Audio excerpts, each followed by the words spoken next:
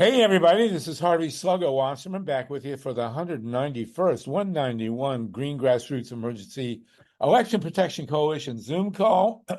We got another full boat today, man. Really jam-packed with incredibly important stuff, including election protection issues in Georgia.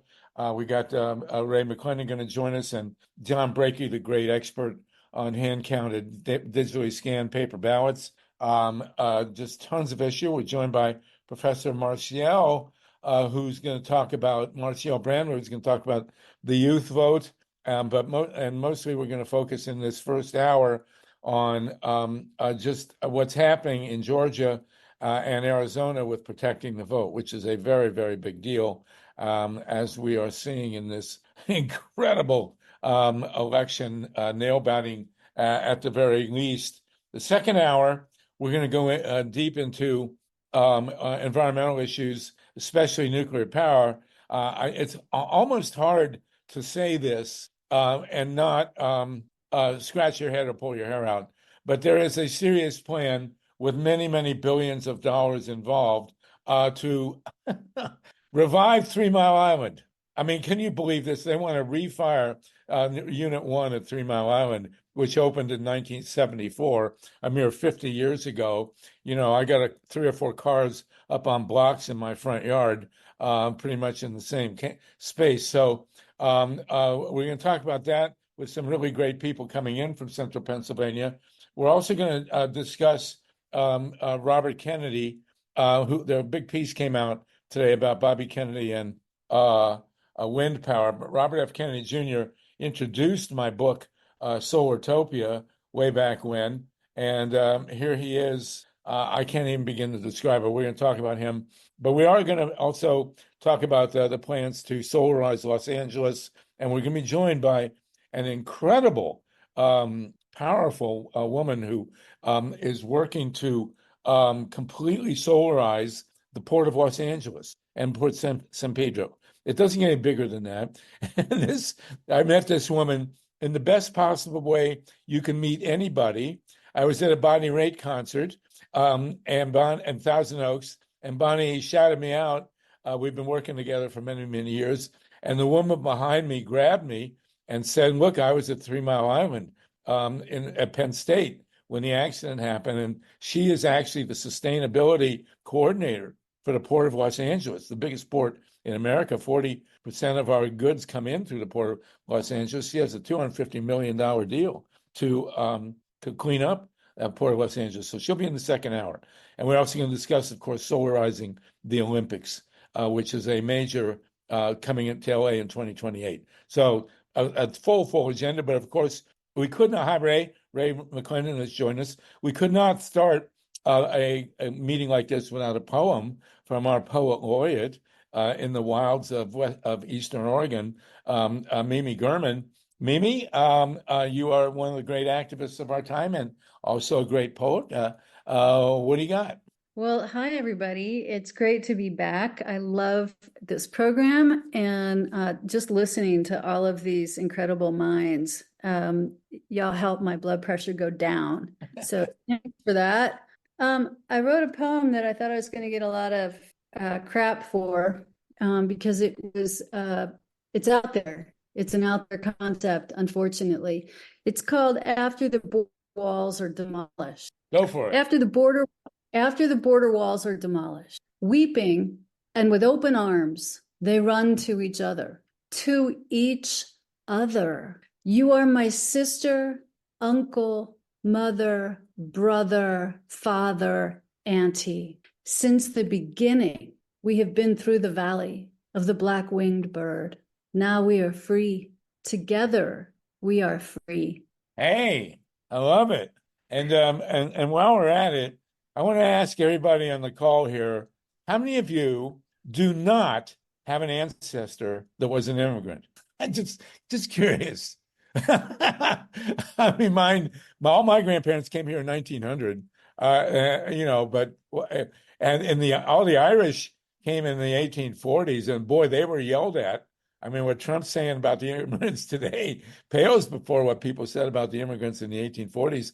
I love it when somebody named, say O'Reilly screams at immigrants, but we'll let that go. Mimi, beautiful poem. Great way to start us off. Marcielle, can you hold with us for a while? Because we want to start with Ray McClendon, who Ray is our a great genius organizer with Communities United. He's in Atlanta, and he is dealing, and John Brakey's here to back him up from Arizona, with some very, very serious attacks on how the election is going to be handled in Georgia and by inference, many other states. I do want to mention very quickly, by the way, the situation in Nebraska, very quickly, very interesting. As most of you know, Omaha has had its own electoral vote. Nebraska, unlike all other states except Maine and Nebraska, all the electoral votes in do not go to a single candidate in Nebraska. They do have an electoral vote for Omaha, and then also in the southern part of Maine. But there was talk that they were going to get rid of Omaha's separate electoral vote. Lindsey Graham apparently made a hajj to Nebraska to persuade the legislature to get rid of Omaha's separate vote, because Omaha clearly is going to go Democratic. And one state rep who had been a Democrat, who changed to Republican, said he would not vote for it, and he's the deciding vote. So apparently Omaha is going to keep its electoral vote, at least for the coming week. If it changes, we'll be back for you next week. Sluggo, real quick, could we get a check-in with Alan Minsky? He has to go in a few minutes. Oh, all right. Alan Minsky, the executive director of Progressive Democrats of America. Alan, you're going to tell us about joining in with the campaign to solarize the Olympics, and what else you got? Well, I'm going to definitely hang out and listen to Ray, because I want to hear his take, of course, on Georgia, and I'll be in touch with you too, Ray, about what we'll be doing down there and everything. And just supporting your efforts and Andrea's efforts as best we can down in Georgia. My understanding too is there are two other holdouts among the Republicans in Nebraska. So it's not just the one guy, but the one guy has tipped that they needed every vote. So it's looking not bad in Nebraska right now.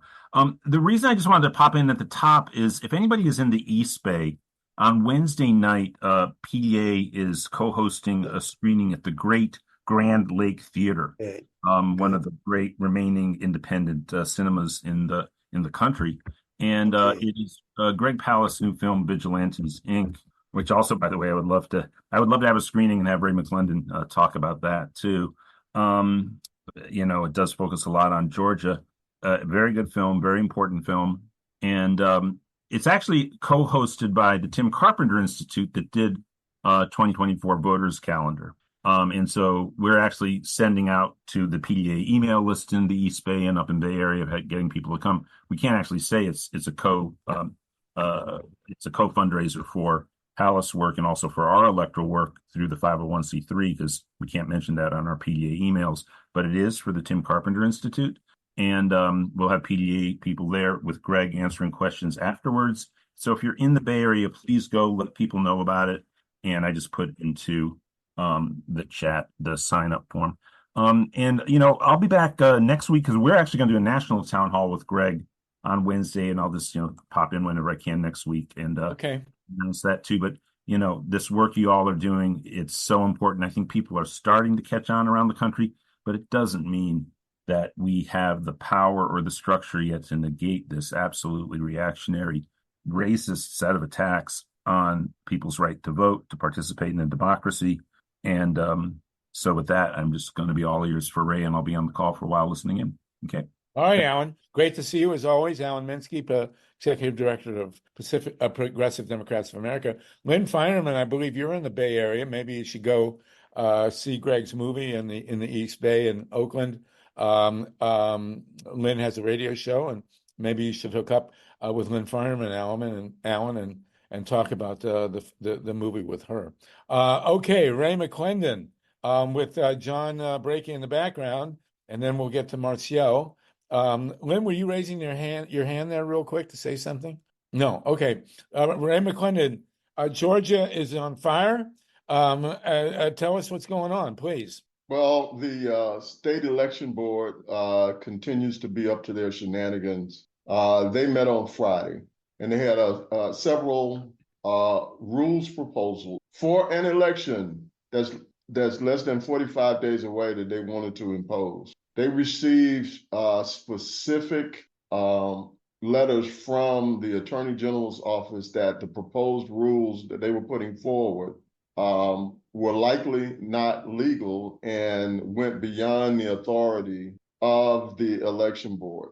They were told the same thing by the chairman of the election board itself. Notwithstanding that, they went ahead to consider those rules. Several members of local election boards, and there is an organization of local election board officials that oversee the local election board, overwhelmingly, almost unanimously came forward to tell them that these rules that they were attempting to put in place made no sense. Nevertheless, they went ahead and passed a rule to hand count all ballots on election night. Now, the problem with hand counting ballots, you might say, well, that's a great idea. Why don't we hand count?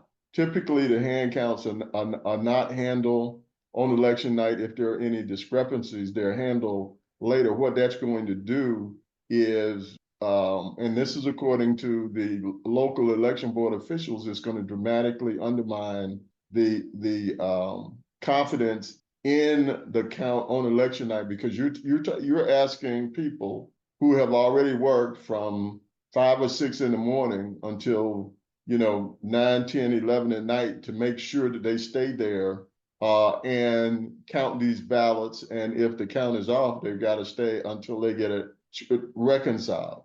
So there was overwhelming opposition to doing this. Moreover, of course, we're less than 45 days out from the election, and one of the issues is that who's going to train people to manage this kind of additional workload on election night at this late window. So that's on top of what this election board has already done, where they're giving direct oversight duties to reasonably, quote unquote, reasonably inquire into any item or discrepancy at their whim during the voting process, and potentially hold up certification. So this has the potential to just pour more gasoline onto the fire and continue to undermine voters' confidence in the overall count on election night, specifically election night activities. We remember that in many locations, when Trump was ahead, he called out on social media to stop the count. So this will be another one of those opportunities when votes now in Georgia will be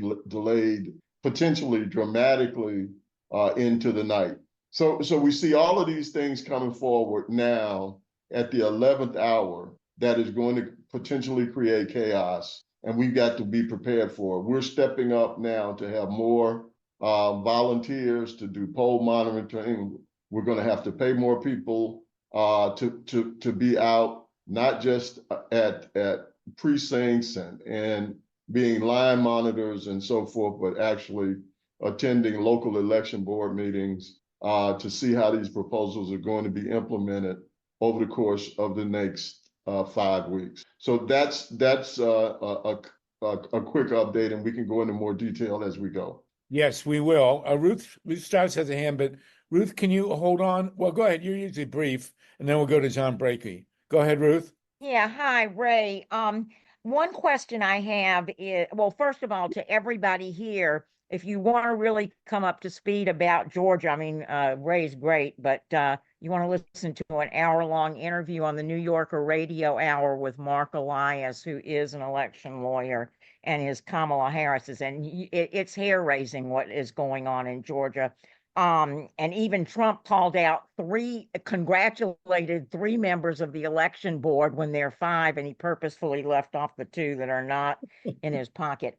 Anyway, Ray, are there any places in Georgia where they are saying that even if you mail your ballot before Election Day, if it doesn't get there until after Election Day, it will not be counted? Because I've heard that's going on, and then that calls into question Louis DeJoy. But anyway, is that going on anywhere in Georgia? Well, I haven't heard of that specifically, Ruth, but what we're telling people already is to vote early in person. Unless you are physically unable to make it to the polls, we're asking people to vote early in person.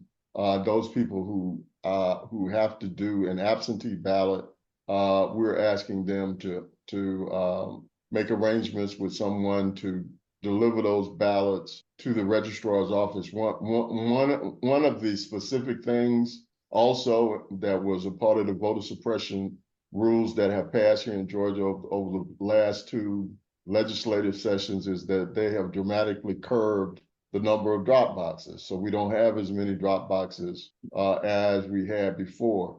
There are also rules about quote unquote harvesting of ballots, meaning that someone that specifically is not a family member cannot deliver someone else's a ballot. So there are all of these hurdles in place in order to suppress the vote. Wow.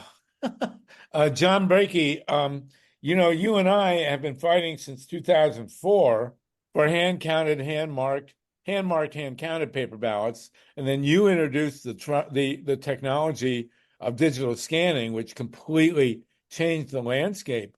I'm just curious, Ray, are they digitally scanning the hand-marked paper ballots in Georgia? We don't have hand-marked paper ballots. What we have is a digitally scanned ballot that we receive. So when we do our voting on a machine that then spits out the ballot itself, and then that ballot is read by a scanner. So you physically yourself have to put that you have to physically insert your own ballot into the scanner and confirm that it was counted. Well, how do you vote by mail then?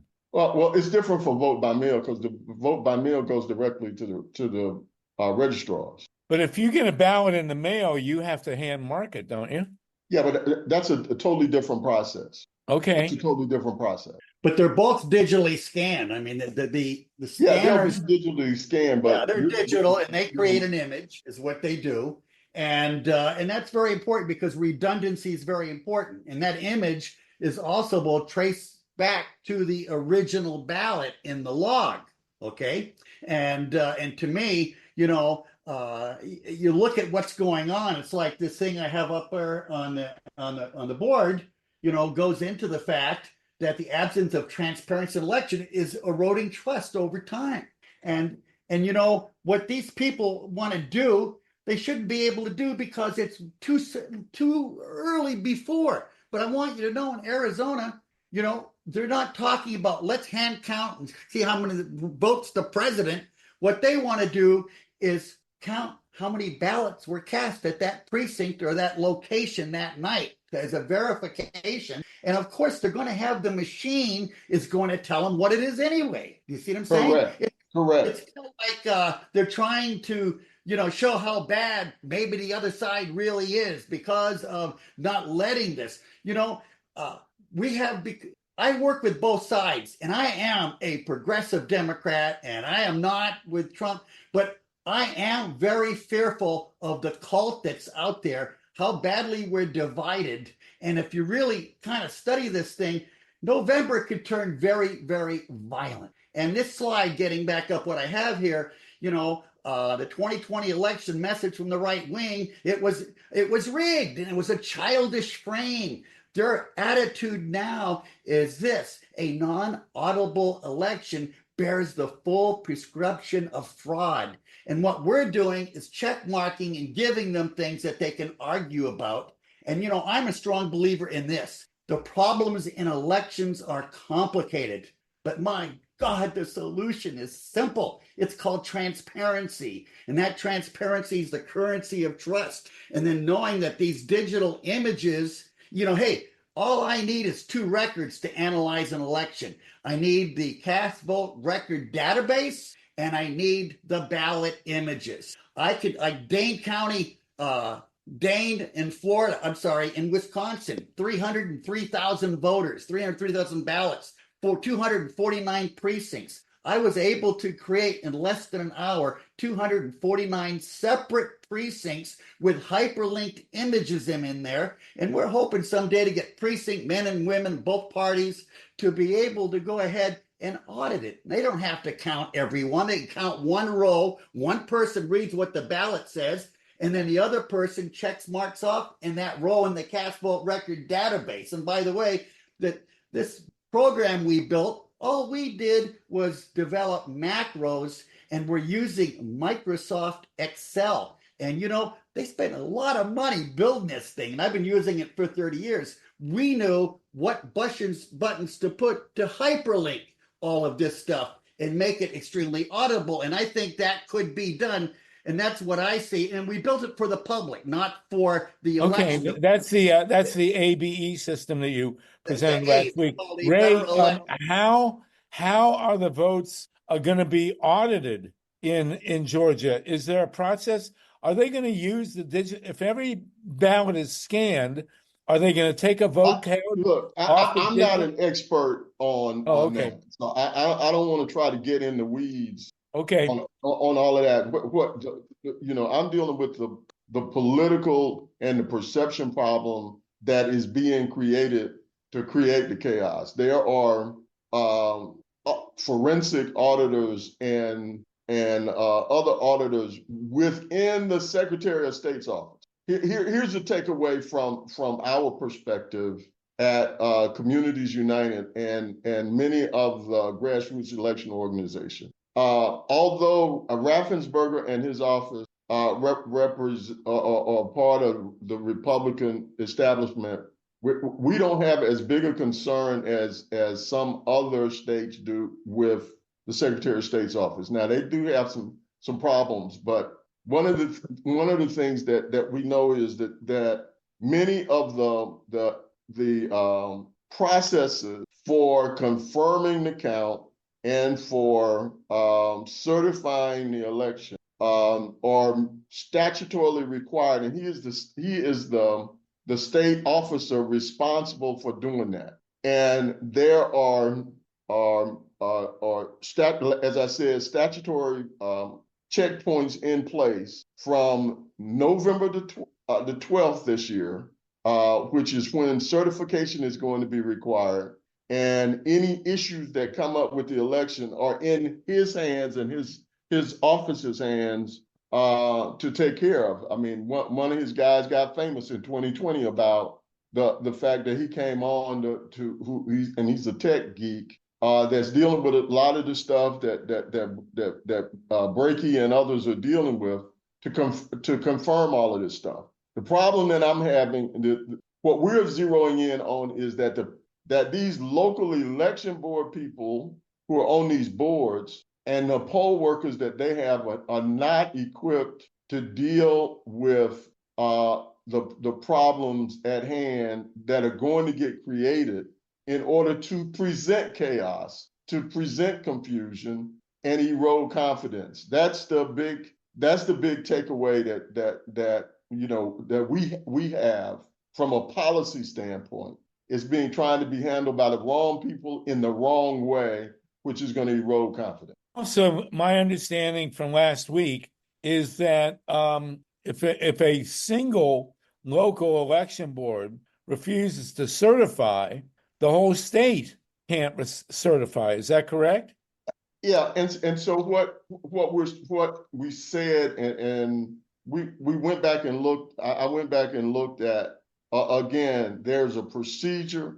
The state law requires them to do it by the 12th of November. Requires them to do it by then, and then it's up to. And then the state has a series of days and tests that they have to go through to roll up all of the certifications so they can meet their state legally mandated date to certify the overall election, which then gets us to the point of ensuring that the electors, the presidential electors for our state, can be confirmed. Those are the big takeaways that we have, that those dates that first start with November 12th and then roll into a number of processing dates for the state to roll up all of their procedures for confirming and certifying are going to be delayed in a ripple effect based upon these activities that the state election board is taking. That's the big takeaway here. So you seem to have a situation where the state election board could be at odds with the Secretary of State and mass chaos. And the Attorney General. And I assume the Attorney General and the Secretary of State, are they on the same page or not?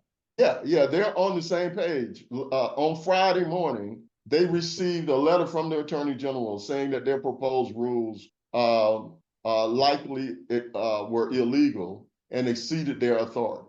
And so did the Secretary, so did Raffensperger, the Secretary of State. And those same three people that Ruth mentioned, that Trump talked about from a rally, from the stage of a rally, were the three votes that voted in favor of going forward with that rule. Oh, man. What do you anticipate? I mean, is this going to be total chaos and then they're going to go, national and say, well, we can't certify? Well, folks like Mark Elias, who is now representing the Harris campaign, and other lawyers are on top of this. I mean, because it's become a major issue, not just statewide, but nationally. And so there are folks that are going to be on it. But nevertheless, the board went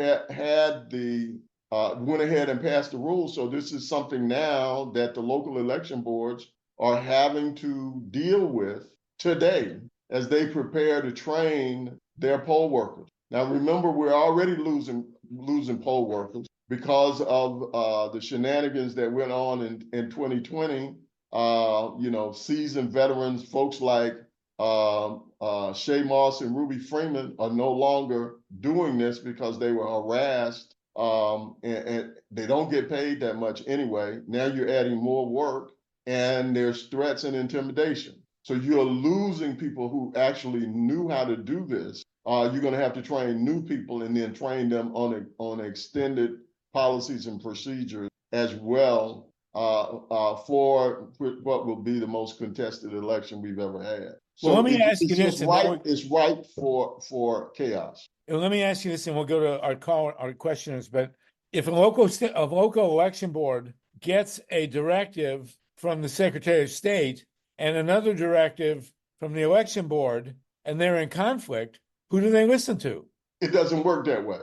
So the local election boards, they have a certain set of rules that they have to conform with to roll up information to the Secretary. The Secretary of State was specifically removed from this board because he wasn't MAGA enough.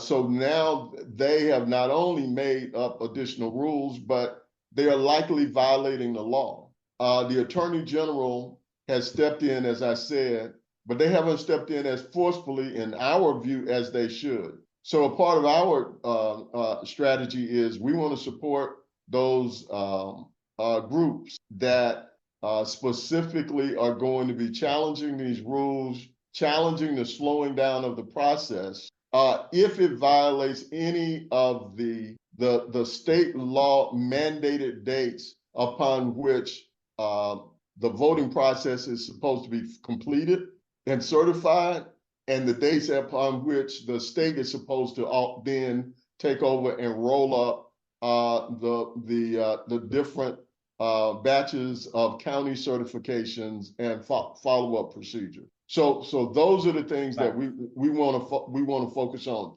In Georgia, there is I'll see if I can find it for you. There is a very good background on this that was put out by one of the citizens in ethics organization in conjunction, I believe, with the Brennan Center that goes through the details by state. And they did an excellent review on Georgia of what the process will need to be. And it's going to end up in the courts. There's a way to deal with this, we hope, but that's what it's going to boil down to. So having folks like Mark Elias on point will be very important. Unbelievable. Really amazing. Well, I wonder how many other states are going to be similarly afflicted. That's, key. I mean, we know this is going to happen in Georgia. Will it happen in North Carolina, Pennsylvania, Arizona, Nevada? Arizona, yes. This is Brakey again. Because, we just had a big fight about the 100,000 people they tried to purge because they registered to vote before the law was changed and they hadn't had proof that they were an American citizen. And fortunately, we did that. Our problems, Ray, what's going on in Georgia and what's going on in Arizona, our situations are really different when it comes to what happens on election day because it's pretty much worked out. Plus, our people are more professional. They're elected. These are board of supervisors who ran for office and they have a staff and they also get paid. And all they want is, please give me evidence to prove to the wackos that it was real. You know what I'm saying? That's what they're kind of hoping to do. You're going to have digitally scanned hand-marked paper ballots in Arizona, and then the whole state is. And then they'll read the digital scans. They'll read the digital scans and have a preliminary outcome. But that's not the case in Georgia. So, and who knows about these other swing states? I believe North Carolina, we've heard, is much more orderly. But we'll have to see. We know they had a big fight already. We had this on our show a couple of years ago. They had a big fight in Nye County, Nevada, about hand counting paper ballots. And again, the Republicans were in favor of that, and the Democrats were opposed. It was really interesting. So God help us on this one, boy. Ray, we're glad you're there. And we see you've already pulled your hair out. But, nonetheless, this is going to be we're going to keep having you back to explain what's going on here. It's devastating. I just sent Mike. Please, Ray, go ahead.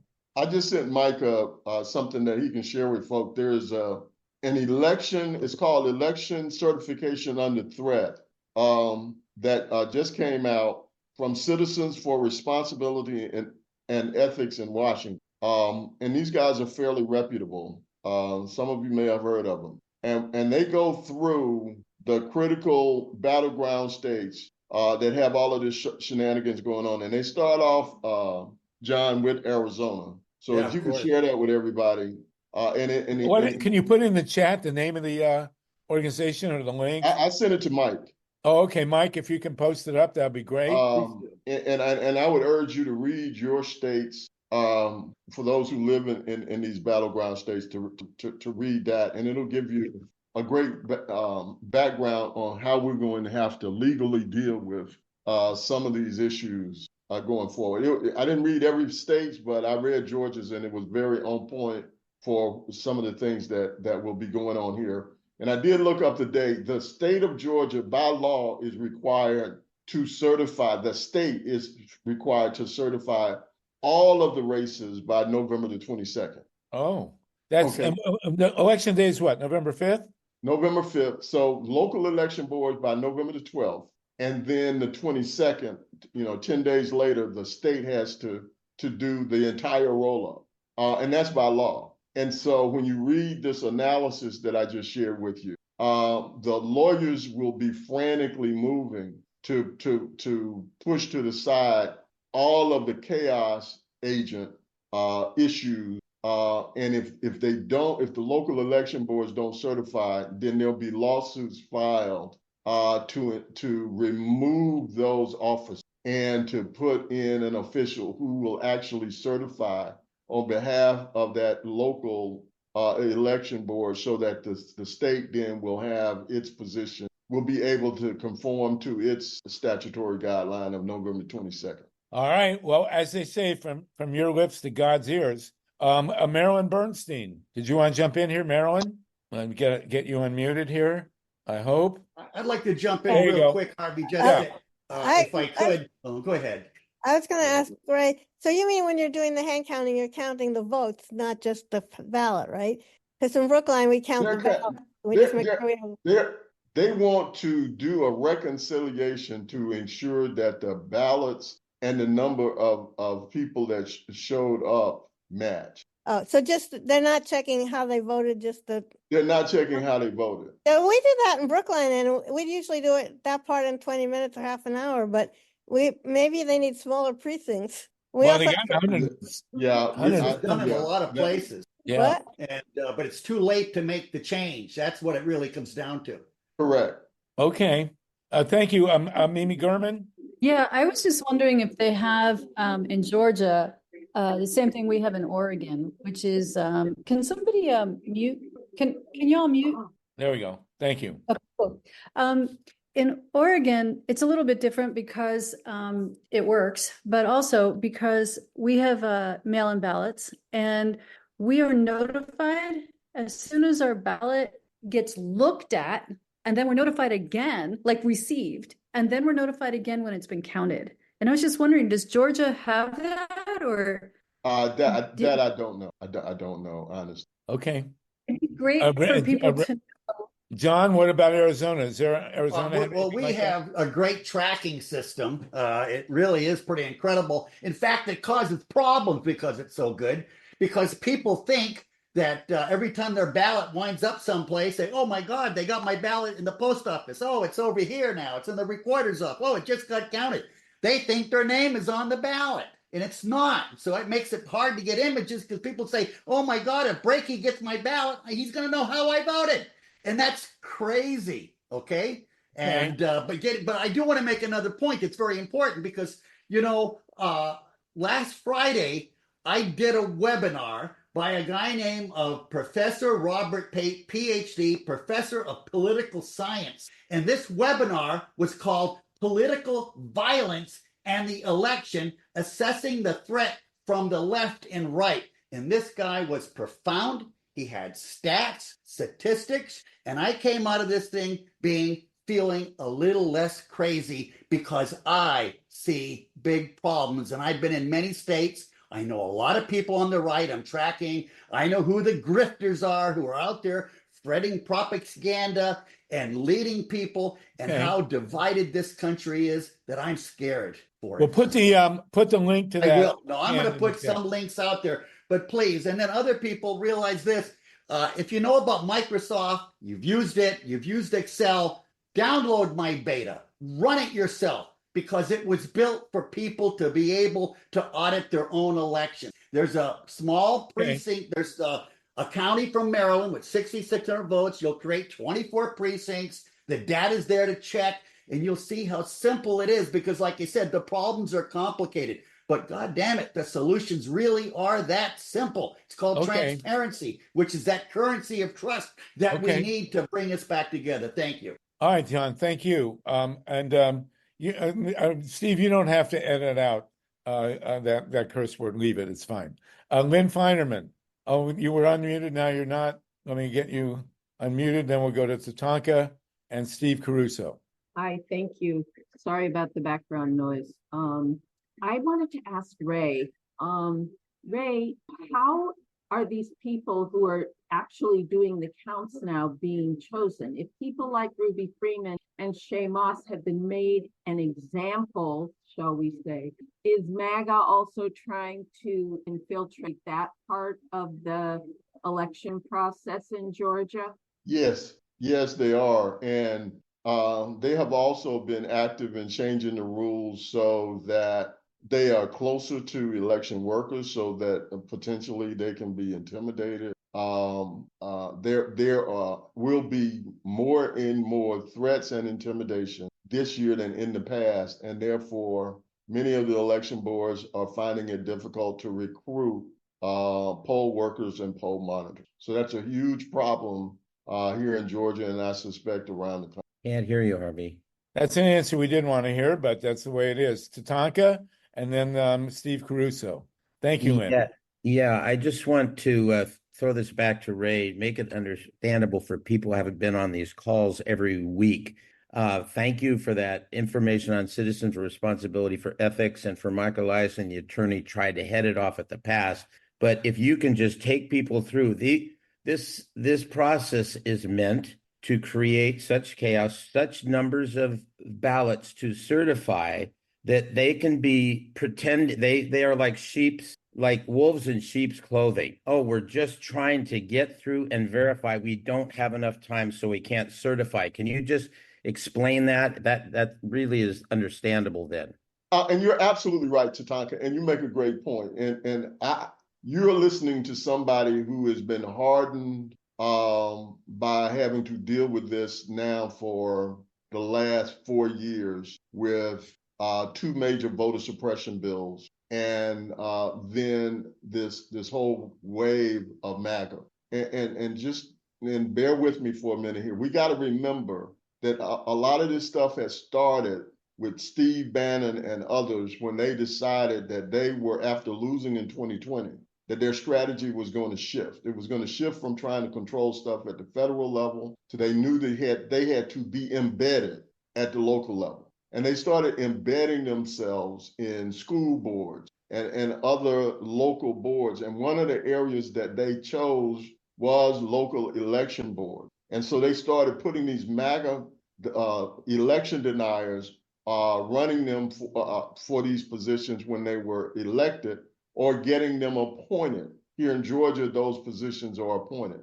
So they have taken the time to remove those Republicans who understood their duties and were trying to be responsible, to now you have these zealots who are in place in many of these areas. Rolling Stone did a piece and found that there were almost 100 of these election deniers on specific boards of election in swing states. And that's what they have been working hard to do. They have been threatening people at local election boards and now here at the state board for the last 18 months, in addition to the state laws that have been changed to further suppress the vote. So when we look at this, we know that there are legitimate people. And I would say on both sides, there are legitimate people who want to make sure that only people who are eligible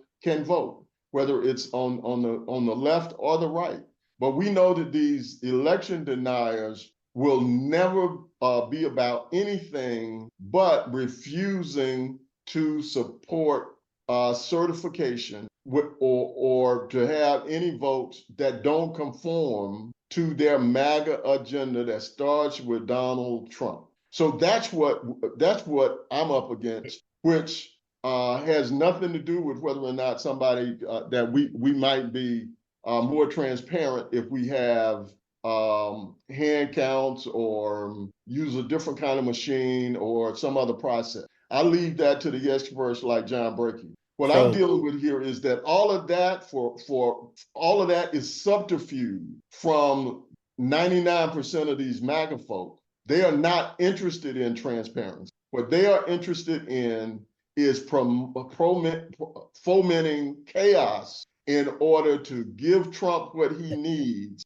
to get the vote overturned and either not certified and therefore overturned and thrown either to the state legislature here in Georgia or some other process that will allow for his minion to be able to steal the election. So I'm trying to keep my eye on that prize. So is it fair and clear to say that this is clearly KKK in coats and ties with a more subtle message, more subtle way of doing it, where they say all we're trying to do is certify. We are defending the Constitution by this. They're trying to get themselves in that position by doing all this dirty stuff to flood the zone with votes that don't need to be certified. Which is exactly right, which is what Bannon said years ago when he said flood the zone with crap, and he used another word. And then they won't know, and that's another part of the fascist playbook, right? make sure that nobody knows what the truth is. So the only thing you can believe is what we tell you. You know, so since nobody knows what the real truth facts are. Yeah. So we need to, in this group, we need to find a way to create this message to get it out to enough people to support the attorneys that are doing all they can to try to head it off at the pass. The danger is that the law takes time and it may end up at the Supreme Court. I don't know. Will they have time? Will the chaos go beyond these dates? And then we get to November 20th. And even though we've won the election, the Democrats have won the election, it never gets to that point because it goes to the states. That's what we're facing, right? That's exactly what we're facing. And we're sounding the alarm now. As I've said in past calls, we weren't really paying this any attention before. In 2020, we had our eyes on first winning the general election. And then as many of you recall, we had 2 Senate runoffs. So between November and January the 5th, we were concerned with turning the vote back out for that. So we were all popping champagne on the evening of January 5th, and then we woke up to January 6th because we just didn't have our eye on the ball of all of the shenanigans going on to undermine the process of certification and forwarding forth a verified official elector. And now they have zeroed in on that. They know that that is a weakness in the system, and they plan to exploit it.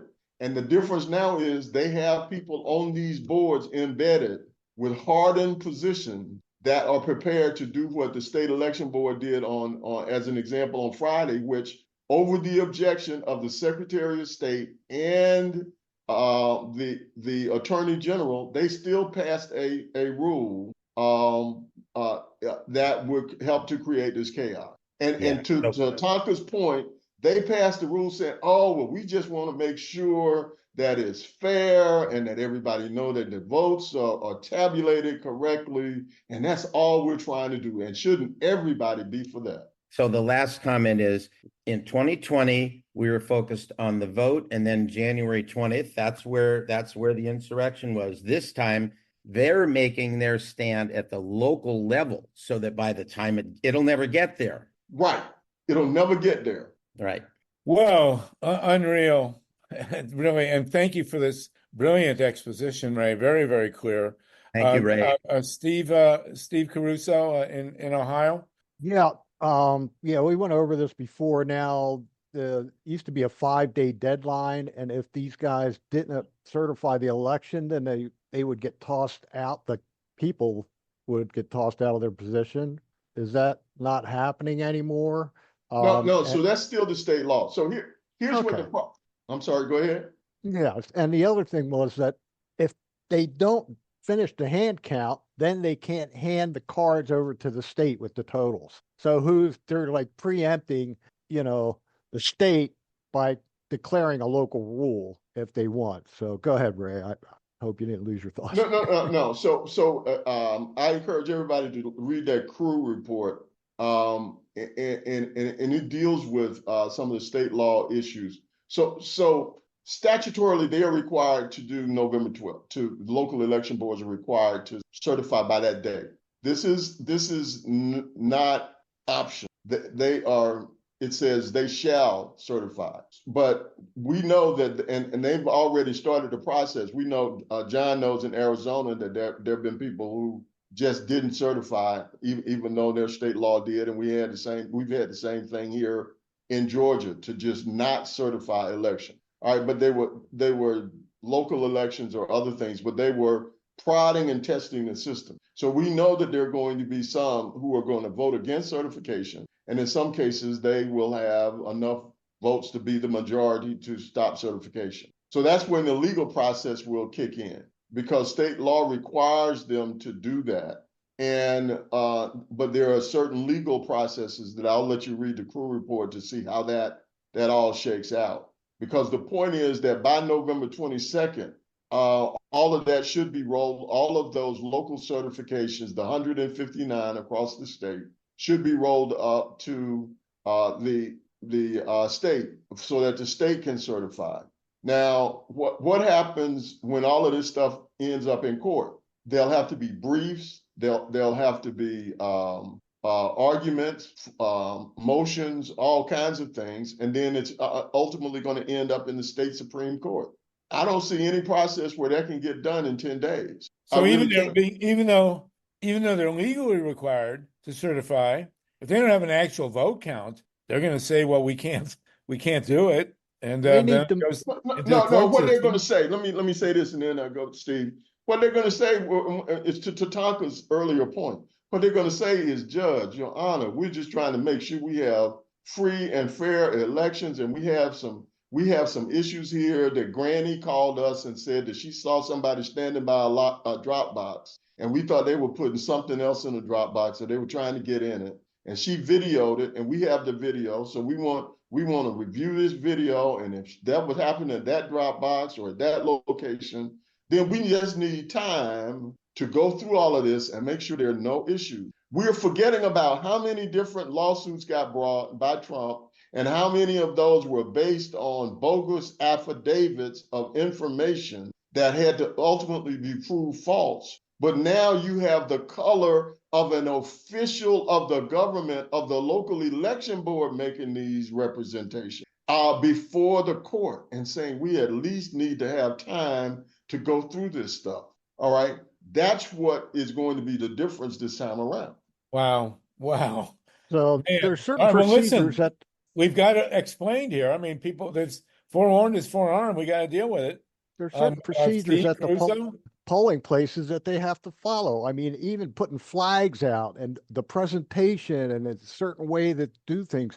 In Ohio, I don't know if that's true in Georgia, but then you have to reconcile the signing book with how many votes came out, that both numbers match and so forth. So all this stuff is done ahead of time. All these guys are trying to do is find some little crazy loophole to create some distraction, and it's like we're done with it. Somebody's got to start putting their foot down, and justice has to be done. And these people should be shaking their boots to even think about playing with people's votes, because it's what's better than money is your vote. This is more expensive. It's more. I'm doing the thing here, but you get my idea. Yeah, John Brakey, John you're muted. Brakey, and then we're going to move on. Let Ray off the hook. John, you're muted. I think you are. Go I'm ahead. unmuted now. Yeah, go what ahead. I Please. think is that it's going to get crazy and nasty. My God, they got, our Secretary of State Font has said to me, John, I can't endorse A because I have to get lawyers and everybody, But these election departments, okay, in their board of elections, they could use the digital, but they cannot touch the ballots, okay? And basically, buy a separate computer, put it in the corner, okay? And then take that data, run it, break it down to precincts, and just audit a couple of precincts. These people need proof to go back to their people. The counties that had a lot of problem in my state, they were the most Republican counties in the state. And grifters went in there from the audit and really worked them really hard. These are good people who believe stupid things and believe things. And some of you can't change it, but some you can. Okay, we have to try. Or we're going to be, it's got to be ballots over bullets. Yeah, well, you stopped them in Arizona. I'm glad you're in touch with Ray, because we got cross-state pollination here, and we really got to see what's going on. Ray, what a great presentation, clear as a bell. Everybody, we all know what we're up against. The point is, what else is happening in North Carolina, Pennsylvania, Wisconsin, Michigan, Arizona, Nevada? We don't know at this point in time. It seems that Georgia is the most vulnerable, but in the future calls, we're gonna get people from the other states, including Ohio. We have Steve Caruso with us, who'll give us a report. But Ray, is there anything else you want to throw in before? Just one final point. Please. We found out from some reporting that since July, under the new statute, one of the voter suppression statutes, there have been over 45,000 requested voter purges, voters to be purged in just four metro counties, 45,000 since July. Only 50 of the challenges were upheld. You had 50 out of 45,000. Wow. Well, that everybody just should goes to see. show, that just goes to show you again that the change in the law, what we're battling here is voter suppression. Guys, don't get it twisted with anything else. It's not about fairness. It's not about transparency. It's not. The only thing it's about is voter suppression. They're trying to undermine the entire voting process in order to deliver the results that they indeed want, in order to have an autocratic regime in the United States. So I just want everybody to stay focused. Beautifully spoken, Ray. I mean, and incredibly important what you're telling us here. So thank you for that. And we're going to continue coming back. We're going to try and get people from other additional states with John. And we got Georgia and Arizona pretty well covered, but we need to know what's going on elsewhere. So Ray, we hope you'll continue coming back. Thank you so much. You're and welcome. John Brakey, thank you My too. pleasure. I mean, this is completely unique and incredibly powerful. So thank you, guys. Thank you. We're at the top of the hour. We're going to go to Marcielle Brandler, and then I want to come back to Steve Caruso if we can. Marcielle, can you give us 5 minutes on your report? You're a professor. You've written many books, and your topic is about voter turnout. So let's hear it. Well, and then we're going to go, by the way, to 3 Mile Island and to Bobby Kennedy and also to Solarizing Los Angeles. That's next on the agenda. But Marcielle, please. yeah, so we talked about the young people. I teach college English, and I try to stick a little bit of information in there for my students. Like today, I said, guys, you got to vote. You got to register to vote, even pre-register. And I wrote on the board, vote 411, which is the League of Women Voters. So I am a member of the League of Women Voters in Pasadena. And they, a couple of years ago, I asked my students, how do you get your information? And they said, a lot of them said TikTok. And it was like, what? How do you get your news on TikTok? And then they said that news organizations' information, I guess, kind of pops up. And then apparently they see something that's interesting to them, and then they'll look it up. So if an MSNBC blurb comes on their TikTok, they will supposedly look it up. And I've noticed something very important. Young people are not necessarily apathetic. They are not informed. And I have to say, this is heartbreaking. I've mentioned it to several classes. I talked about January 6th, and there was silence. And I said, do you guys know what January 6th is? Nothing. How many of you know January 6th? Nothing. So I showed them the film, and they were all like oohing and awing. Oh my God. So, and I remember when I was young, I didn't know anything. And so it's not that they're apathetic, it's they don't know. And I remember when I was young, my parents were Republicans, so I voted for Nixon. It's my fault he got in. And so, of course, We've been looking for the culprit for a long time. There you go. Blame me. So I'm tweeting and, sending messages to the media saying, you guys need to be like England. You need to be more blunt. And I tell my students, you have a voice. It's very important. Use that voice. Express yourself. It doesn't matter if I agree or disagree in your essay. So I support whatever you say. As long as I get a good essay out of you, that's the important thing. And well, the one question I think on everybody's mind is how big a difference will Taylor Swift make? I mean, are these kids, there's a whole lot of media hype about the importance of her endorsement. And there was apparently a major spike in registrations among young people. Yeah. Have you noticed that trend? Is there anything real to I think that? there is. And I looked up who are the news publishers with the biggest followings. And that it said that on TikTok, this is from 2023, they said that TikTok following has grown by 20 times in 9 months. Jesus. This is the BBC News, has the highest rating. Then the next one is the Evening Standard, Healthline, Yahoo, UK.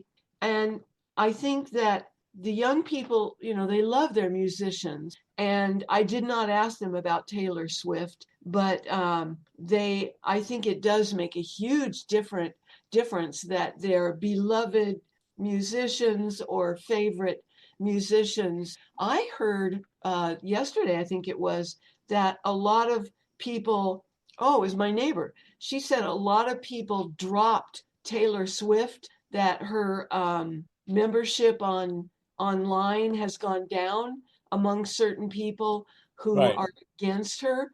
But I think having the courage to do it, put it out there, Right.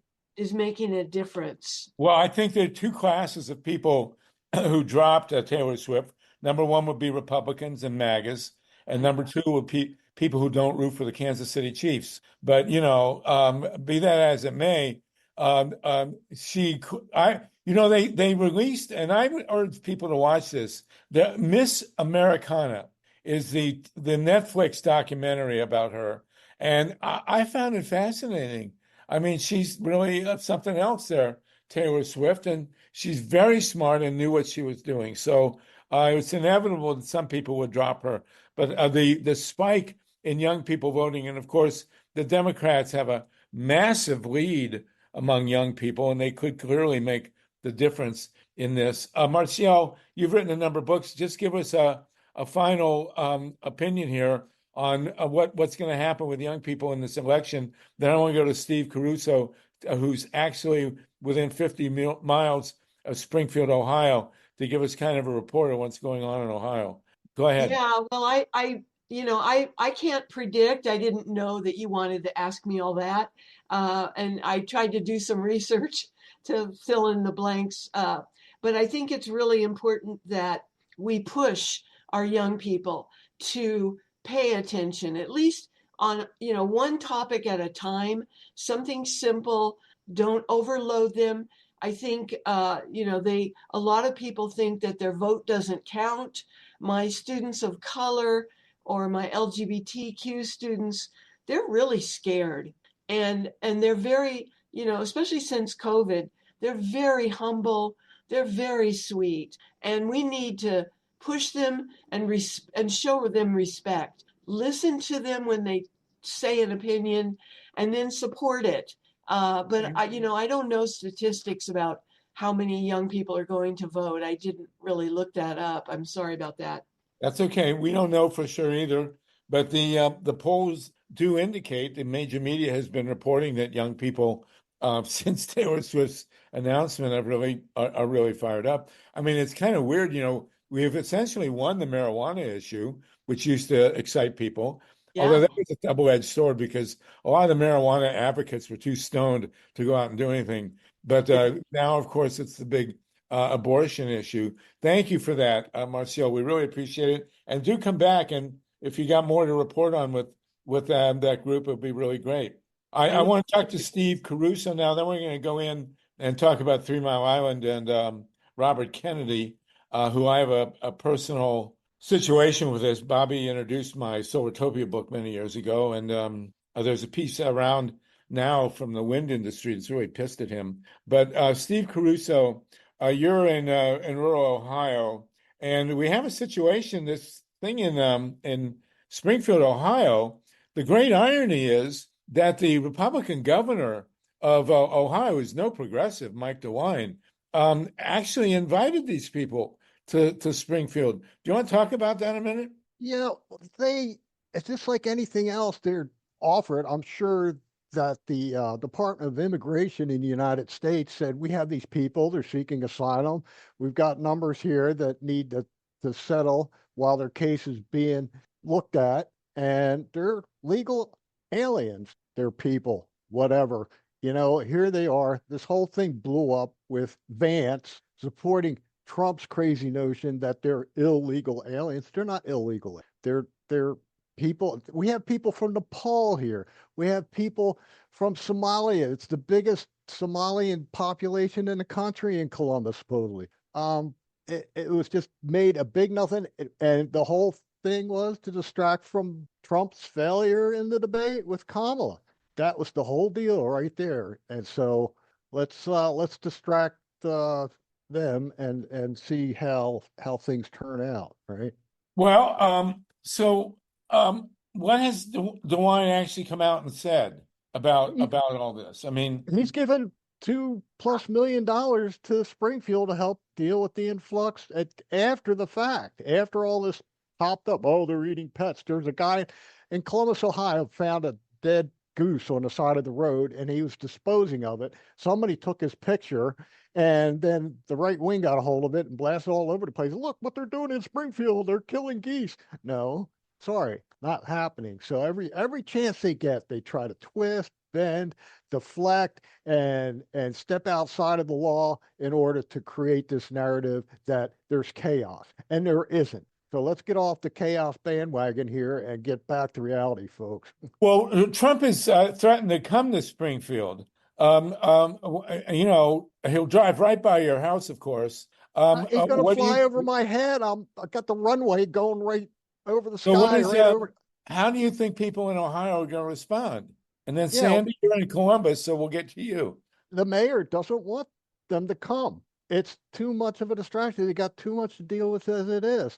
With the guys, you had the Proud Boys out there. You got people protesting, handing out Nazi flyers, KKK flyers. Yeah, why? And, leave Ohio alone, leave us alone. You're not going to make us you. So get off. You know what I'm saying? Wow, amazing. That Steve, by the way, lives in a town called Pataskala, which is right outside Columbus. Sandy, you're in Columbus. What do you think? From being on the ground there? Yeah. Oops, sorry. I turn this off.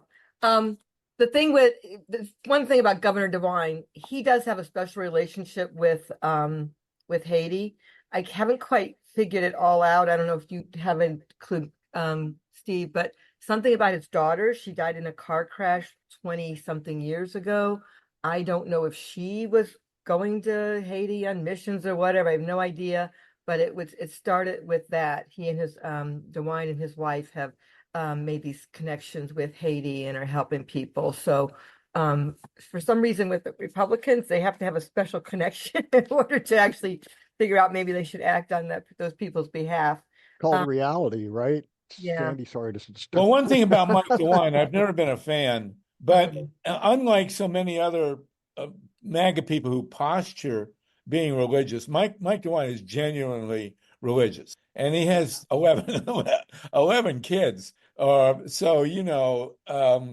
his heart does seem to be. Also, he grew up, I think, in Yellow Springs. I mean, he grew up near or in Springfield, so he's very well aware of the locality there.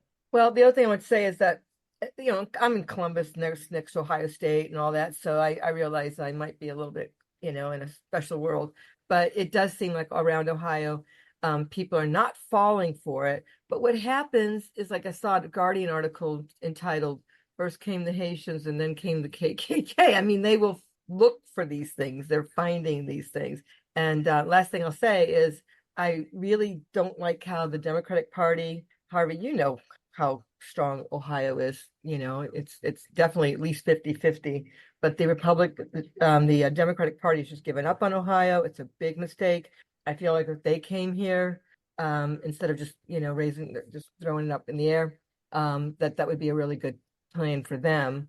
But because most people are not believing this thing, but it doesn't matter. The KKK get the news. Yeah, well, the Democratic Party, of all the things, I lived in Central Ohio for 50 years, and the most disappointing thing about Ohio has been the Democratic Party. Oh. I mean, they're just, they give the term lame new dimension. I mean, we had two great senators who came from Ohio. John Glenn was a great senator, and Howard Metzenbaum was a great senator. And now look what we got. Well, Sherrod Brown's a great senator, and they're they're just not even bothering. I mean, it's pathetic. And of course, on this Haitian thing, you could do very, very different things with it. But it's interesting to hear your reaction. Myla, go ahead. You're definitely not in Ohio. So tell us what you've got to say here. Not only am I not in Ohio, I don't even know how to pronounce this, but also I don't even think I've ever actually been there. I've been to many states in the United States, but I don't think I've ever even been to Ohio. But what I wanted to say is that this whole issue bringing up the cats and the dogs was a ploy to shift attention from the issues where Kamala Harris and Tim Walz are strong to the issue where Trump is the strongest. His campaign is strongest on immigration. And so right after his disastrous debate, or even before it, they wanted to make sure that people were talking about immigration, because immigration is the one issue, as I said, I'm repeating myself, where the Trump campaign is the strongest. It's a very cynical ploy, but that was really the motivation, in my opinion, and the opinion of other people I respect who've been saying what I'm saying. Well, I don't get the immigration issue. I mean, when you hear a guy named Hannity and a guy named O'Reilly, screaming about immigration, everybody in America, except for a handful of, deep indigenous, has immigrant ancestors, including me, generation. And I don't get it. I mean, the reason for it, Harvey, is because that's where they're polling the strongest, not because they're correct. In fact, we need workers, we need immigrants, we need an influx of people to shore up Social Security and take jobs that other people won't take, including in Springfield, where factories were hurting for workers before the Haitians and others came in. It's not because they're correct. It's just because that's where they calculate and perceive that they're strengthening. When I say they, I mean the Trump campaign, the MAGA says they were. Okay, well, there you have it. Temporary workers in the United States, is that still an ongoing program? You think that wouldn't exist when people would come into the country and they would work, seasonally and then head back to Mexico or wherever they came from? But, the whole idea was to try to maximize that effect. If people want to do that, let them do it. What's wrong, But then, maybe they're going to stay, or people come in this country and overstay their visas all the time. It's a common thing. Not, and then there's the demographic changes out in Columbus where you see different populations have moved in for immigration status or whatever. You had the HB1 visa folks come in where the Republicans wanted to give HB1 visas to people from India. And, we had American workers who couldn't find tech jobs. Listen, Steve, it's Make America White Again is what it really is. And they're afraid that the demographic, as you said, is changing. And there's a little bit too much melanoma. I can't even say it. But you know what I mean, that pigment. LYNN. At any rate, darker people, they're afraid will be voting Democratic and that they're going to lose control of America. So, well, you did have the same issue or dynamic in the 1840s with the Irish. I mean, if you go back and read what was said about the Irish, it's staggering, but just incredibly brutal. And then, of course, after during and after World War I, it was focused on people coming from Eastern Europe and Russia primarily. But you had the wave of Irish and Germans. It was never really aimed at the Germans, ironically. And then around the turn of the 1900s, it was aimed at the people from Southern and Eastern Europe, the Greeks, Italians, Russians, and people from Poland and other parts of Eastern Europe. Now, of course, it's from people from Latin America, and the Haitians are, I guess, considered black. So obviously, you're right, Maya. It's a huge racial situation. TATANKA, although I want to think, by the way, nobody says this. Nobody mentions Trump's mother was an immigrant. Trump's mother came from England, for God's sake. His predecessor was banned from the town in Germany he went back to, and they said, no, you can't come back here. And they kicked him out. And how many of his wives are immigrants? One died, the first one. Oh, yeah. How many And then, Republicans are, yeah. Melania, I mean, When it's convenient, Vance's you know. wife, for God's sakes. I mean, what are these people thinking? Anyway, go ahead, Tatanka, and then we're going to move on to Bobby Kennedy. Yeah, I agree with what Mila said about, the distraction factor. It's also because, the Democratic Party did make an attempt to talk about and to get the word out about Project 2025. And of course, Trump wanted to distance himself, and people have a difficult idea of really thinking about structural change. Because what I say about Trump now is he is the useful idiot of the bright right wingers who actually write the words that will become our authoritarian religious-based government if Trump happens to win. He could be gotten rid of after day one. He's a dictator and he gets rid of our Constitution. The office of unfortunate circumstances could just disappear him and appoint somebody else in charge, because this is a long-term agenda of the far right, of the Federalist Society and the neo-Nazis and the KKK. We had Harvey had a guest on here, a woman who wrote Democracy in Chains, Nancy McLean, who did the history on the creation, not of the libertarian philosophy, but the Libertarian Political Party, which was basically bought by the Koch brothers. And its author, James Buchanan, at the end was the one they asserted to, come up with the birther theory on Obama. But basically, this is a long-term movement to create a minority government, because they identify so much with their white skin that when you get more than a majority of non-white voters, they feel threatened by it. So all of this is for that end, and we can't, forget about that, and we can't forget about what Project 2025 would usher in if the Republicans were able to get their way, as Ray has talked about how they're trying to do through Georgia. Well, it's a terrifying situation. There's no doubt about it. So we shall see. I want briefly, I'm waiting for folks to join us who want to talk about energy issues. I know Camilla is with us, but I did want to give Steve Caruso a moment to talk about the gerrymandering referendum in Ohio and what's been done to it by the state government. Steve, do you want to give us an explanation of what's happened with the gerrymandering referendum in Ohio? Yeah, so Secretary of State LaRose decided he's going to play with the ballot language and make it seem like the Democrats are assuming some kind of, for lack of better words, fascist position, taking people's right away to choose their representatives or something like that, which is a total lie, fabrication, and in your face, whatever. So they went to the Supreme Court. Citizens, not politicians, is the name of the group, backing the amendment to get redistricting done by appointed people instead of the politicians who are in office. 5 Republicans, 5 Democrats, 5 independents, and that commission will make a decision based on historical past things, proportionality, the whole deal, and Ohio, like you said before, 2015 and 2018 passed laws, trying to get redistricting fair and even and out of the hands of the politicians. And the politicians last time, if we all remember, said, gave the finger to the Ohio Supreme Court, who said, you got to choose these or not.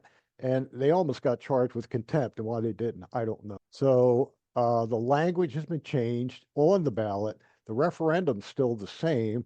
I'm trying to bring up some of the. So basically, the people of Ohio, for the umpteenth time, have put on the state ballot, and Sandy's in Columbus, she knows about this, is 3 times, have voted to get rid of gerrymandering in Ohio. It's ridiculously gerrymandered, and to have fair districts. The Chief Justice of the Ohio Supreme Court ordered redistricting. The 2 referenda have passed demanding fair redistricting in Ohio, and now there's a ballot measure to get rid of gerrymandering in Ohio, and the Secretary of State has completely poisoned the language that describes the proposition. So the proposition stays the same and would do a reasonably good job of redistricting the state along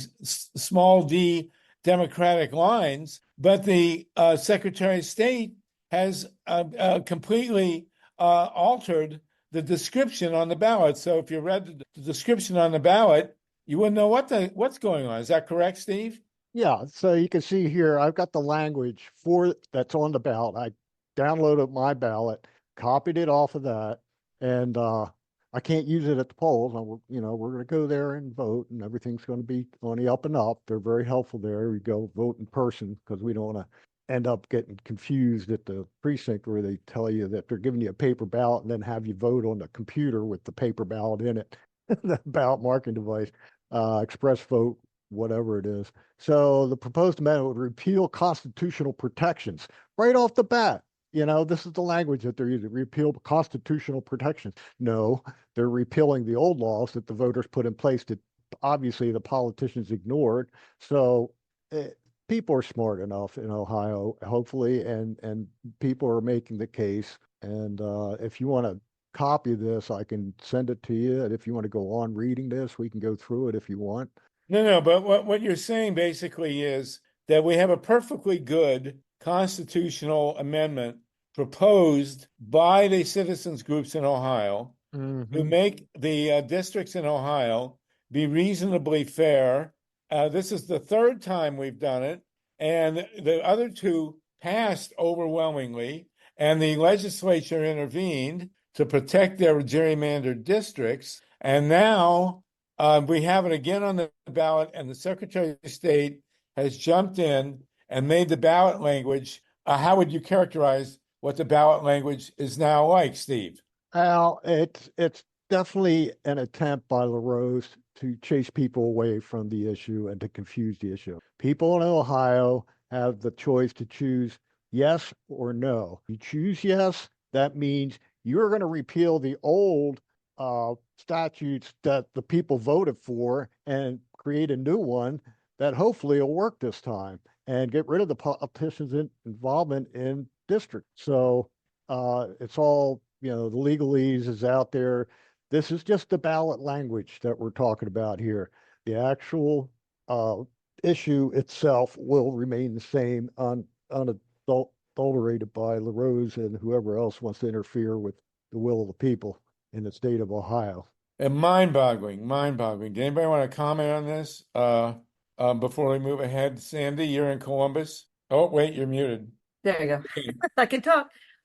Yeah, I had somebody at the door, but real quickly, I don't know if Steve mentioned this, but I put in the chat, it's over 900 words, and it's so chock full of legalese that it doesn't make a lot of sense. Somebody read it and said, this is actually saying the opposite of what we really want. They could have easily entitled it "Citizens, Not Politicians," is what the campaign was based on, and what the ballot initiative is based on, but they didn't. And talking about taxpayer funded, well, everything with elections is taxpayer funded. So it's, but it's, this is the third campaign that we've done here, and we're really good about getting the word out. And it's just yes on issue one, all these signs going out. It's a really well developed campaign. Hope we win. Well, good luck, and good luck again getting it implemented. I mean, this will be the third time. I assume the polls, Ohio, actually pretty much everywhere, anti-gerrymandering referenda pretty much always pass. I think there have been one or two defeated, but whenever they win, and you'll win again in November, let's hope. But then what's going to happen? I mean, is the legislature again going to jump in? No, they see can't. what happened. They can't. You see what happened with the abortion bill. They passed the abortion referendum. It was a constitutional thing, right, Sandy? And then they came out and they said, well, we can't repeal the 6-week ban, and we can't do this, and we can. Well, Secretary of State Yost is all over it like flies on doo-doo, and come on, grow a pair, LaRose, DeWine. Well, these guys. Whatever. Okay. There's no law. They can get away contest- with anything they want, and there's no penalties. So why not? If I can rob a bank every week and there's no jail time, there's no consequences, why don't I just keep robbing it? And that's what's happening here with our Well, because they'll be out of money, but nonetheless. Anyway, Brakey. well, okay, so you'll keep us posted on this. But it is, having lived in Ohio all those years, and I stopped going to the legislature. I lived in Columbus. I could be in the state capitol building in 15 minutes, and somewhere along the line, On it his became bike. like Night of the Living Dead. It was like they had required that all state legislators have a lobotomy. It was just not worth going in there, and it's terrible.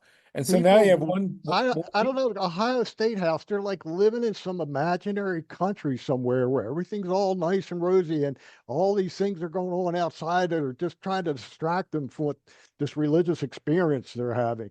Wake up, folks. It's not happening now. There's reality. All right. out Well, there. we'll see what happens. We will see what happens. Okay. So as promised, there's a piece circulating now. Thank you both for that. Brakey had a appreciate it. question, I think, real quick. I don't know. Brakey, John, did you have a hand on this? Oh, wait. You're muted. muted. Sorry. Okay, go ahead. I had you No, unmuted. you're still muted. No, he can do it. He's the Okay, I'm co-host. unmuted again. Okay. Okay. Yeah, So don't anyway, hit the I'm involved in this little county called Santa Cruz County, Arizona, and they sued me for asking for public records. Okay. Now the story gets Wait, really repeat that a bizarre, minute. but I gotta tell you. Wait a minute, John. They sued you because you asked for public records. Yeah. They were paranoid. They know I'm an investigator. Okay. The county recorder I forced out because she looks like she was rigging the vote by mail. Okay. The county attorney got caught banging a young girl, hired an office and got her pregnant. And then after he won his election, the next one, 10 days later, he had to pay $425,000 to settle the case. Okay. And then when I went in this last time, the county treasurer, well, before I get to the county, that's the big one. That's $40 million. The county assessor got caught taking bribes and the FBI came in. Now that's when I walked in and they knew I was an investigator. And in 2014, I took them on. Okay. But anyway, the big one is the county treasurer stole $40 million over 10 years. And it's just incredible. It's the largest scam by a county. The biggest one ever happened was in Illinois, and it was in Dixon, Illinois, the home of Ronald Reagan. That lady over 20 years stole $53 million. And this suit where they sued me for asking for public records, they didn't sue me in Santa Cruz County. They sued me in Pima. And why'd they sue me in Pima? Because the judges up here are not elected, they're appointed and then retained. In Santa Cruz County, they're elected. I already sued them in 2014. I went in front of a judge down there. They knew about it, and they ruled. We won the case. They had to pay me $38,000, me and my attorney. But anyway, back on this one, when we did go to court, and we've gone twice on this already because they appealed. The judge said, "What are you doing in my county? Why isn't this in Santa Cruz County?" And then he said, "And what are you doing? Suing a requester. It's a requester's right to ask for these records. Your job is to give him the records or give him a statutory reason." When I talk about it's getting hard to get public records, that case is blocking my host state from getting the cast vote record databases. And I want those. And it's just what's going on in this country is very severe. And I hope people look at the links I put there and read this, Professor Pyatt, because it's incredible what could really happen. I'm not kidding when I'm talking about ballots over bullets. Okay. Just to repeat. So I'm sure we're not all on a dangerous drug. You requested records from Santa Cruz County, Arizona, and the county sued you in Pima County, Arizona. Plus, they spent $97,000. We just audited them. They owe my attorney $42,000. Okay, and they're complaining, and they still say they shouldn't pay, and that it's just incredible the corruption that goes in these small counties that they're afraid I'll tell to you release about another records. case one of these days. All right, John. That's really amazing. Sorry, I wrote an op-ed on it. It's truly, let's see it. Send it out, please. I will. Steve, it's truly amazing that a Secretary of State can swoop in and completely, mess up the description on a ballot initiative in the state ballot. I mean, that's also mind-boggling. All I right. worked on a bill 4 times. The governor vetoed the first one, and then the megas, and then with Ken Bennett, look what they did to him. This thing is so bad, they eat their own. He's a principal guy. They spent $340,000 to take his seat. Wow. And he spent Okay. 9. It's incredible what's It is happening. incredible. But you know what I believe?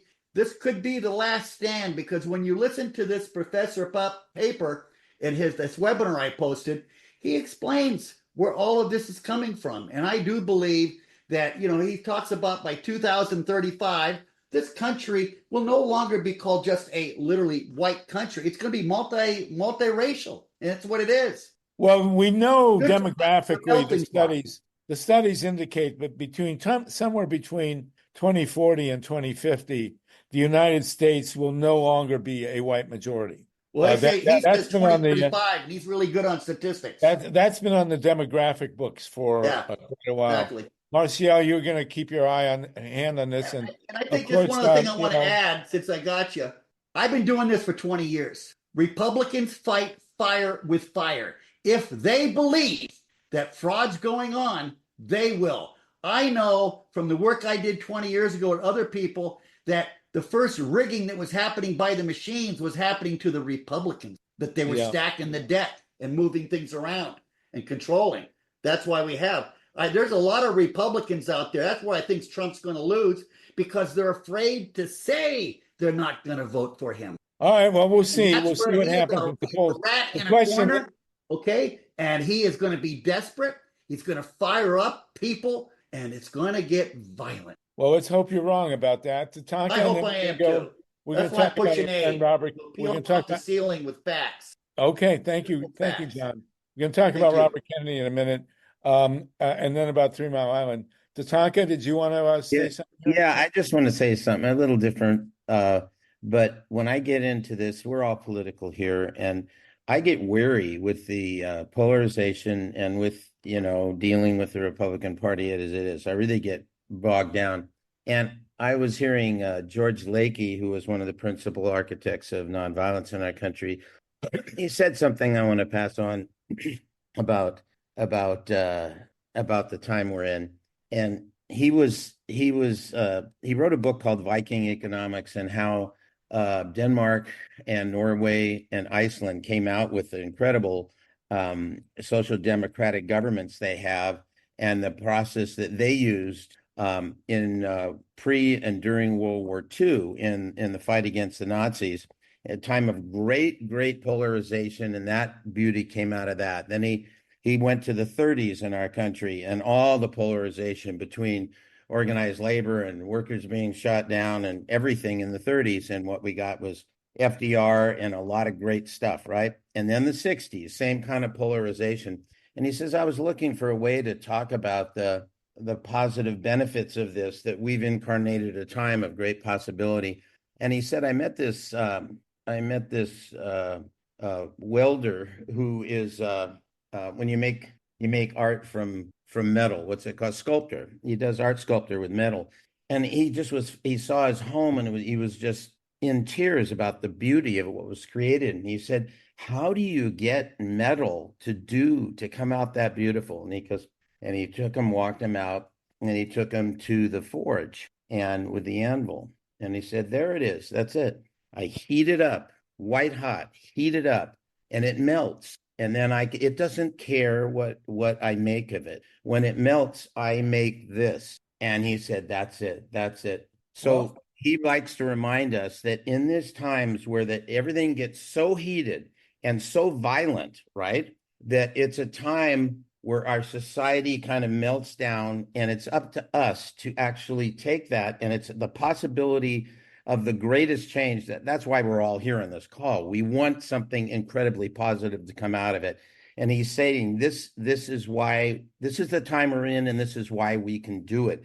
That the society becomes so malleable to whatever our thought and emotions. If we're in integrity and we move together and we build in our unity, amazing things can happen. So I hold on to that when I get down. Well, one thing we have to remember about this election is that it is actually significant in a multi-century, multi-millennial way, in that, you know, the world has been run for many thousands of years by white men. And suddenly we're looking at a situation where an election could make the most powerful person in the world a woman of color. It doesn't get any deeper than that. You know, it's really hard, it's really easy to kind of gloss over the depth of the demographic that's involved with this election. But to have a, you know, we had Hillary run and she won, but they didn't let her be president. But we're in a situation now where the most powerful person in the world could become not only a woman, but a woman of color. I mean, it just doesn't get any deeper than that. So we really need to put this thing in perspective, and it is white hot, and it's a very big deal. And you know, Trump is the perfect foil for the last white guy to run the world. I will say, if you're looking for signs, I was deeply encouraged by the fact that the Fed dropped the interest rate. That is a very big deal, because it does mean that the economy is likely in the next 30 to 60 days to, you know, go up and be stronger. And it wasn't just a quarter point, it was a half. And the market will go up, and we'll see what the other indicators are. But what we're talking about here, the one thing we have to remember, and I just wrote a piece about this, is that the polls can show whatever they show. But if people don't get ballots, and if the ballots aren't counted, the polls don't matter for anything. And so that's what we're doing. That's the work of our calls here, and having a Ray McClendon and John Brakey on with us. That's the core. Next week, I'm going to try and get more people from other states so we can discuss the situation. And Harvey, one more Yeah. thing I just want to say. Also, when I get down, Dolores Huerta has a favorite phrase, which we've talked about throughout the movement of the farm workers and other movements. And she says, there are moments in a movement when we all think we've lost, we've actually already won, and we don't realize it yet. Well, we may hit that point in the neck between now and November 22nd. We may hit that, January. We may hit that point where we're so down, but we have to finish it all the way through, because, you know, that happens. Well, then we'll all bow down and thank Taylor Swift. Camilla, I know you're waiting, but our buddy Dave Saltman wants to jump in here. David, let's hear it. Well, I wasn't going to say anything today, but I was just fascinated by what TATANKA was saying about. I've been in these metal forges. You know, the temperature gets up to like 3,000 degrees. I mean, that's the temperature where iron melts. I mean, it is blazing hot. Hot isn't even the word. Anyway. But Harvey, what you were saying about women of color, I noticed that there's a lot of two shots now with showing Kamala and Donald Trump side by side. And I looked at them both and I thought, you know, in actual color, they're almost exactly the same. And I'm looking at you two guys, neither one of you is white. And I say this, Harvey, you and I have had this discussion before. I spent a lot of time in Brazil. And in Brazil is famous for racial tolerance, okay? And so I was interested in how they saw race in Brazil. And what I discovered was something that I found as an American, first of all, completely mind-blowing and absolutely fascinating. And I wonder if this could be the outcome of the blazing hot furnace of right now. Here's what they have, how they think in Brazil. They are much more tolerant than we are, but they're still racist in their own way. And in Brazil, to be considered a person that we would consider black, like you're saying Kamala Harris, you know, classic woman of color. To Brazilians, she's not black at all. She would be called so the Brazilians have 75 different words, each one describing an exact different shade of coloration. She might be called canela, which means cinnamon color or something like that.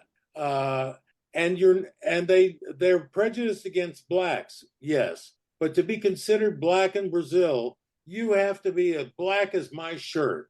You can't be any other color. Any other color is not black. So it's just the opposite. It's the one drop of blood, American one drop of blood law, but the opposite. In America, if you have one drop of black blood, you're black. In Brazil, if you have one drop of white blood, you're not black. And it's the same people, it's the same life. It's 2 arms, 2 legs, 2 eyes, a nose, and a mouth. But it's all bullshit, this race thing. It's all in your mind. It's Okay, we're going off on the radio. let's Let's watch your mouth a little bit. Thanks. I'm sorry, my mistake. I didn't mean to say that. But anyway, that's all I got. Well, as you speak from experience, having been married to a Brazilian woman, right? I married and I got this at a very high cost. Well, we all know race is a social, construct. So we don't have to go there now. That's a great conversation to have. Well, race was essentially invented by the Europeans in the 14 and 1500s to justify taking the land and enslaving people.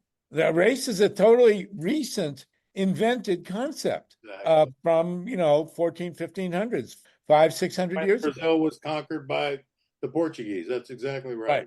So there you go. My wife wants to know, we've forgotten about Geraldine Ferraro, and a great Italian name, right? Yeah, well, there you go. So, all right. Well, listen, this has been a great conversation. We now want to turn to another a great part of our culture, which is the Kennedys. And there's a piece circulating now. I was expecting some folks, David Swanson maybe, to come on and talk. There's one number on here I don't recognize, 772. If you're here to talk about 3 Mile Island, and your area code is 772, go ahead. Otherwise, none of the people I thought were going to come on to talk about it have. But Camilla, who's True Like Ice Like Fire, and if anybody can identify that song by Bob Dylan, go ahead. True Like Ice Like Fire. There's a piece circulating on the internet today about Bobby Kennedy and his position on wind power. And by way of disclosure, I met Bobby Kennedy, I think in 2010 it was. I spoke at the Riverkeepers Conference. Oh, there it is. There's the piece. It's on Inside Climate News. And I spoke at his organization, the Riverkeepers. They had a conference in San Francisco. It was so much fun. And the day before, Bobby Kennedy and I walked together in the Marin Headlands and talked for about 2 hours. It was an amazing experience. I had never met him before. Actually, no, I had met him before. He spoke in Columbus at the Hillel, and he identified me in the audience. And then we went to dinner with the kids. He wanted me to go out with him to cover, with him, with the younger students. And then I'll never forget this. I took him back to his hotel. And it was like 10 o'clock at night, and he had arranged, as only a Kennedy could, to have them keep open the weight room so that we could go in and work out. And I went in and worked out with him, and he showed me all this stuff that his brother-in-law, Arnold Schwarzenegger, had shown him. I learned some really great stuff, with Bobby in the weight room. And then I persuaded him to write the introduction to my book, Solartopia, which he did. And, in this current election, he hasn't had much to say about the environment. And he was just attacked in this piece by, I don't know the writer, for having been an opponent of wind power. And as someone who spent a fair amount of time on Martha's Vineyard, I know that he was instrumental in preventing an offshore wind farm from being built. It was called Vineyard Wind, and never got done, although I think they're building it now. And Camilla wanted to say some things. This piece highly uncomplimentary to Bobby Kennedy. And Camilla, what did you want to tell us about your feelings about Robert F. Kennedy Jr.? Can you hear me? Yeah. Okay, good. I'm driving, so I really shouldn't talking to you at all, but I put my comments in the chat. But basically, they're really after Kennedy right now from many different directions because they're trying to undermine Trump. So one of his strongest suits is his decades of career as an environmental lawyer. So they're making it look like, oh, he's not really an environmental. So of course he is an environmental, but he has legitimate concerns about wind, and he's a truth teller. You know, he wants to hear people out, and there really are serious issues to the ecosystem, to the whales, to humans on land.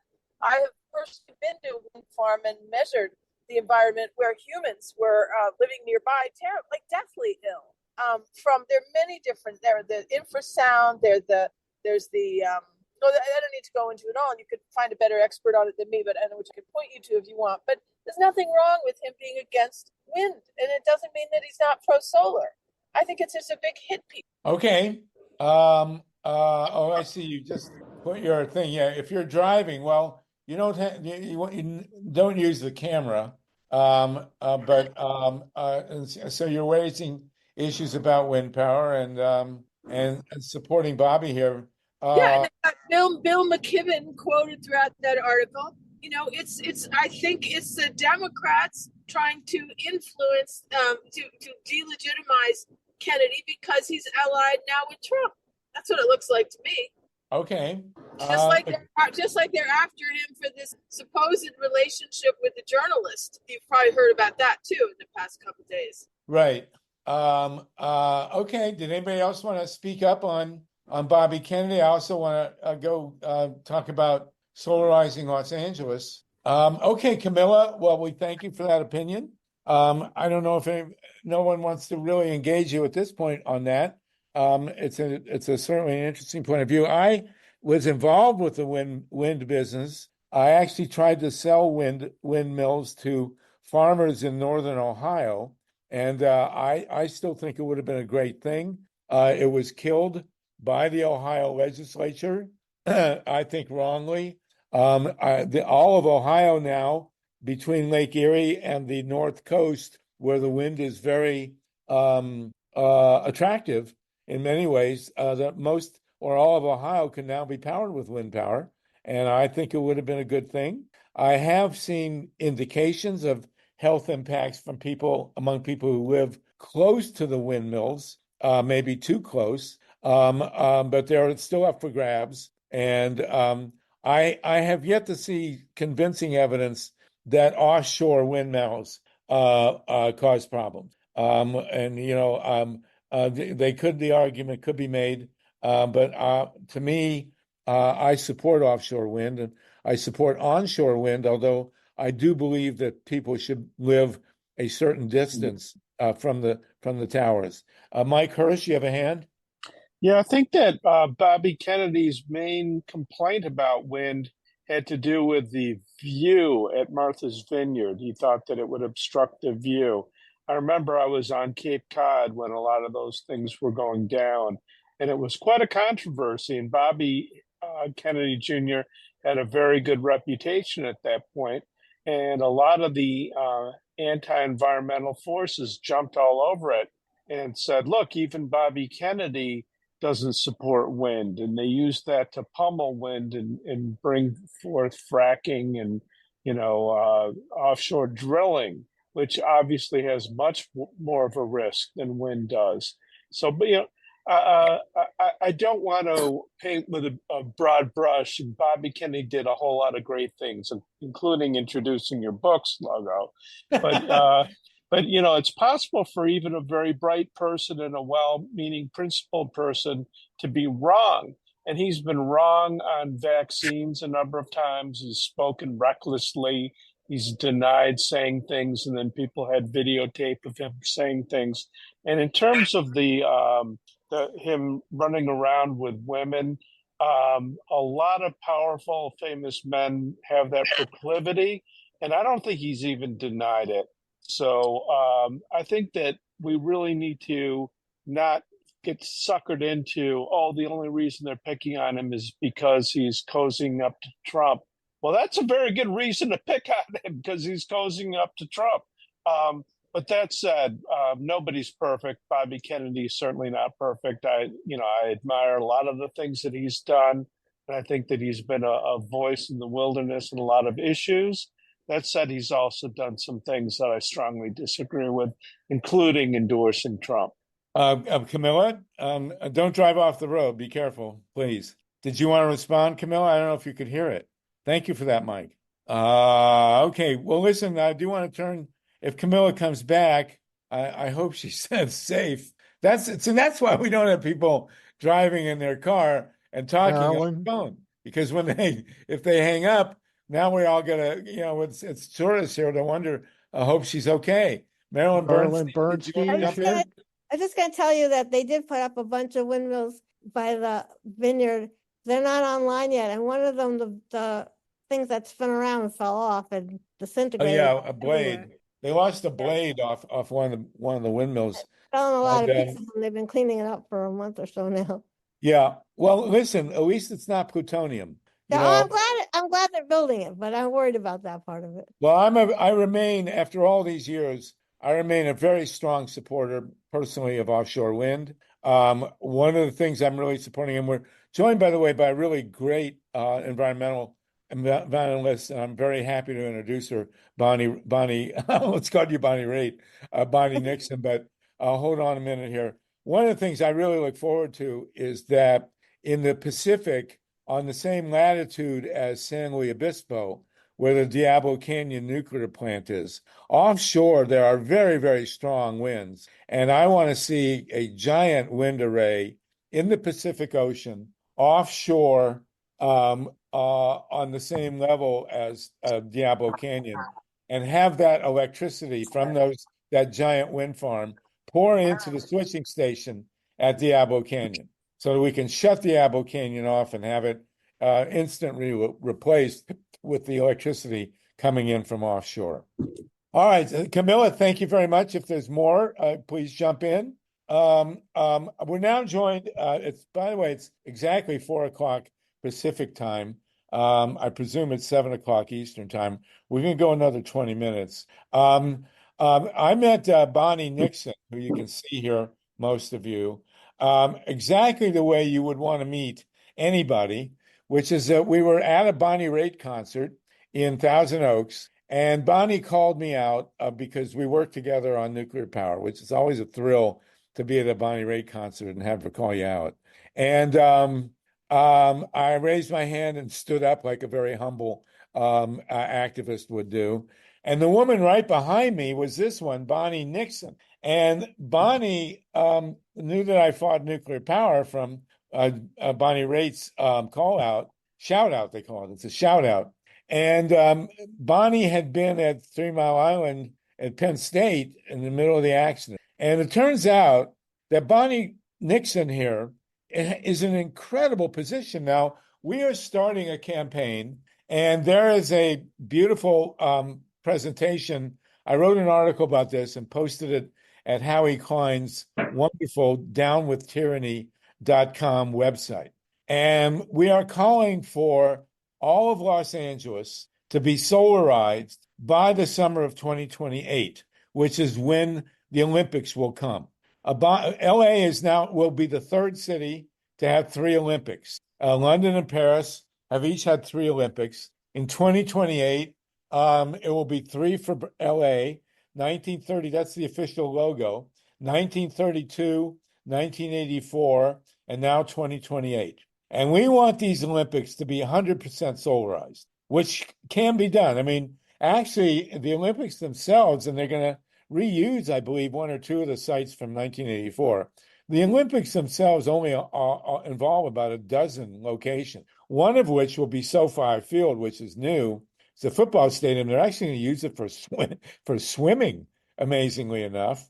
And much of SoFi is already solarized. But we want, by 2028, solar panels on every appropriate rooftop in Los Angeles. Now, Bonnie, I'm going to actually, I can't even begin to describe. Bonnie's resume is incredible.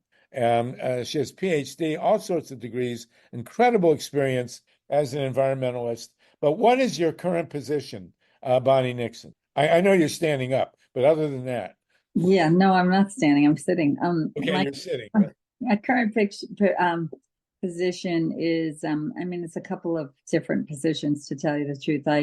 I'm the director of sustainability at the Long Beach Container Terminal, which is the largest automated terminal in America and certainly in the San Pedro Port Complex. So if you were to go to the San Pedro Port, obviously you all know that, you know, it is a source of pollution for the Los Angeles region, as is sort of the Bakersfield area. Those are the two most severe non-attainment zones in Southern California. And those are created by a lot of the diesel combustion and the diesel usage of everything from the ships to the trucks to the cargo handling equipment to the train locomotives to the tugs and to just all of the movement of the congestion between the Central Valley and the port areas. So we are working very hard to get to be a true net zero terminal by 2030. So we're already 85-90% of the way there because of the $2.5 billion investment we've made. And we're about to spend another $250 million with the help of some federal and state grants to turn over the remainder of all of the equipment to electric. So, you know, we're also looking at putting a solar installation on top of every feasible roof. Now, remember, it is an industrial site, so we don't have a lot of rooftop space. Over all of our parking lots are already solar panels, and we'll put renewable or distributed generation as well for resiliency purposes. So that's my current role at my full-time day job. I'm also a professor at UCLA, just recently at Harvard and next year at USC, specifically teaching supply chain sustainability, where I help people to see the effects of extraction all over the planet, whether that be mining, emissions, the bioaccumulation of non-biodegradable matter, such as landfills that hold rubber and cement and asphalt, things that don't break down. And then, of course, the actual deforestation too. And so we're focused on how do you look at products and buy them differently? How do you think about everything you buy and the extraction that's taking place in order to get it to you? And so that's largely my focus. I mean, it's very much focused on climate change, but also labor exploitation around the planet as well. And I have an advisory services where I help boards and different entities strategize on their decarbonization and labor exploitation issues.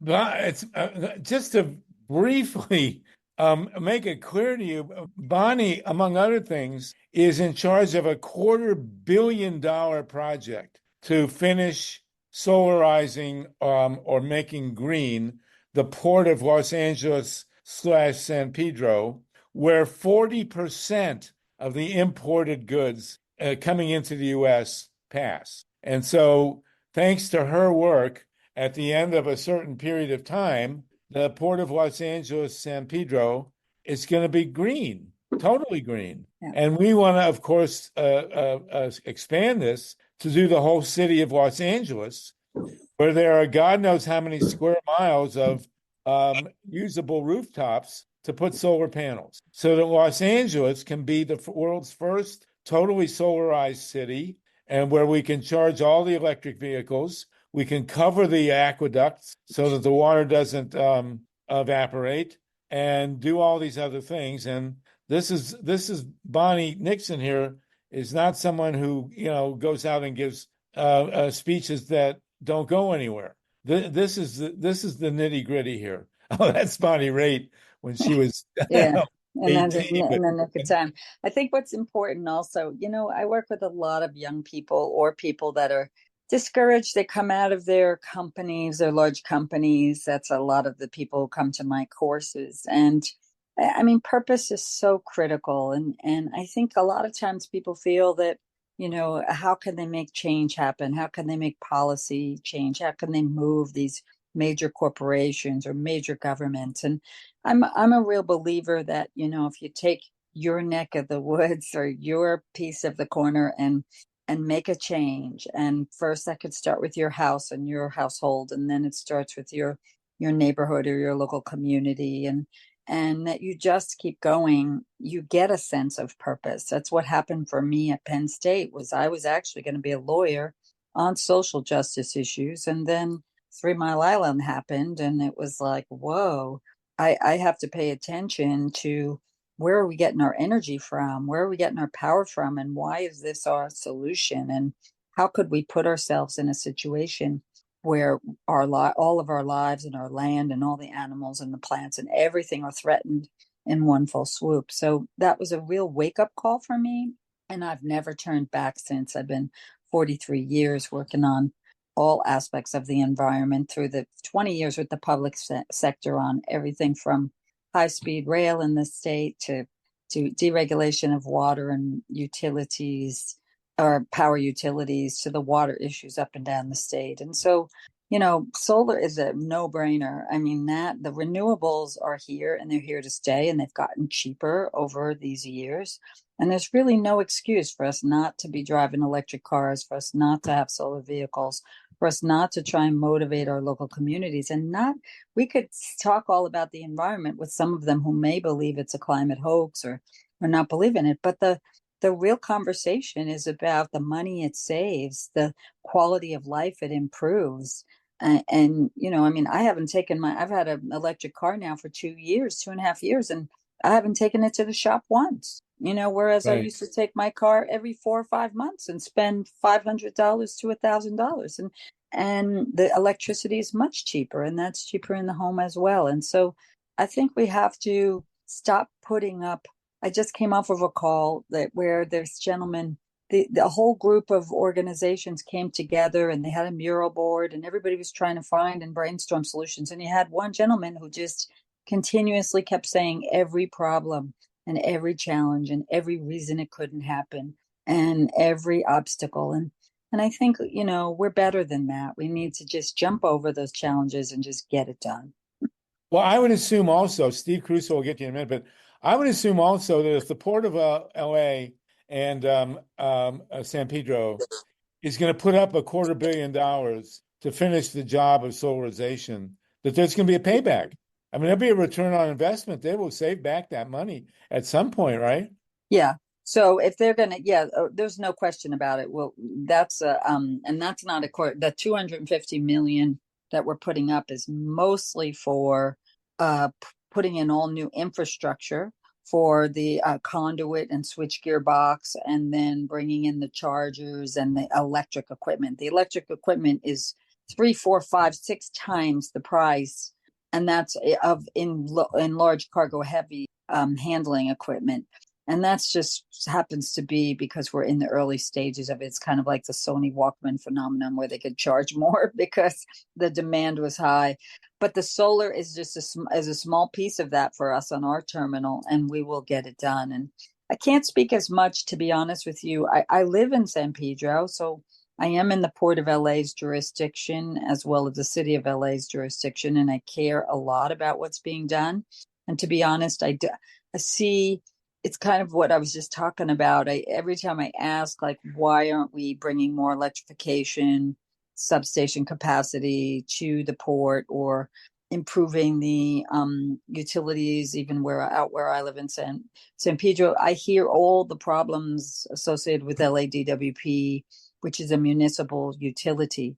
My work is located in SCE territory, which is a deregulated utility. Okay, there are 3 utilities in the state of California, and that's PG&E, San Diego Gas and Electric, and Southern California Edison. And they operate more like businesses. So when you say you want something and you're willing to pay for it in a rate case, you get it. That is not so much the case with municipal and fully regulated utilities. So I think it's important to understand some of the business models that we create that sometimes just act as a barrier or an obstacle, so we need to work with our policymakers and with our government agencies to put programs in place that incentivize this proper behavior. I know. Well, it's amazing what you do and what you're doing, Bonnie. It's phenomenal. And I do want to mention that we will probably discuss this next week. You mentioned 3 Mile Island. They're now talking about reopening I Unit know. 1 at 3 Mile Island, which opened first in 1974, a mere 50 years ago. And they said they're going to do it for $1.5 billion. That's ridiculous. And they're going to do it in 2 years. That's ridiculous. And it'll never pay for itself. And you wonder what kind of psychosis these people working on. And it's really great to meet someone like you who's in the middle of a giant industrial facility that's doing what needs to be done. And you're just a great hero. Well, and Steve, I think go I ahead. appreciate that, Harvey. And I believe that it does just take financial investment and commitment. And I don't say that lightly. I know that the financial investment is significant, but there are billions, if not trillions of dollars out there, that can and will be unlocked if we make the right decisions. When you hear about things like, TMI opening again, or what some of the politicians on the drill baby drill and bringing back pipelines and all these things. I mean, these are sort of these last ditch efforts to convince people who don't who aren't willing to go study some of the facts and do the research that this is the simplest way for us to get energy, and we need to be energy independent. I don't disagree that we need to move towards more energy independence, but that can be done with renewables much more responsibly. We've already been experiencing the world and the land created by fossil fuels. It's here, and we're experiencing it every day with every climate catastrophe. And so if people want more of the same, under the guise that it's going to save their economy or keep them more resilient, then they only have to look back at the effects and the impacts of the past decisions we've made. Right. Well, I call it the VC Summer syndrome. VC Summer is a nuclear 2-reactor complex that they set out to build in South Carolina, and they spent $9 billion and gave up. And there's 2 big holes in the ground where they're building these 2 reactors, $9 billion down the toilet. They'll never get an electron of electricity from that place. The great news of our era is that solar works and it's cheaper. And what you're doing is phenomenal, Bonnie. We're almost out of time. I'm really glad you joined us. Thank you so much, Steve Caruso. Yeah, Bonnie, nice to meet you. Are you related to Richard by any chance? Sorry. No. Okay. Richard's dad grew up in Columbus, or drove electric trolley in Columbus, and then moved to California. That's why I had to ask that. Okay. I actually stayed in the Navy dormitory. They were renting it out for people living on the streets, so I had a bed there in LA. And then canned Valvoline grease at Bakersfield at their factory over there back in the mid-70s. So long story short, hemp as an alternative to diesel. They have biodiesel hemp. There's no infrastructure. Sounds like skipping from diesel to electric is a big leap, but maybe that's the wisest way to go, using hemp diesel. They can also use hemp diesel in airplanes as well, and it burns 125 degrees cooler than it would normally with regular diesel, from what I'm reading. Yeah. No thoughts on that bad idea? Yeah, and it's more expensive. I mean, ultimately, we do see that, it's costing more to run, run a lot of, or it costed more to run it getting diesel fuel every single day than it does to electrify it. And to electrify solar, wind, we're seeing, the Port of Long Beach has a huge project underway, Pier Wind, and I work with Altamira in San Pedro here, and they're an incubator that's looking at all kinds of other sources, from other sources of fuel, from hydrogen to ammonia to e-methanol that comes from feedstocks. We have plenty of feedstock here, and we need to be smart about these next choices. But I am an absolute believer that every possible roof we can put solar on, we should be, and not just only going from here to the end of across the entire West, along all our deserts. We've got to start getting creative and putting it on all the roofs of our buildings as well.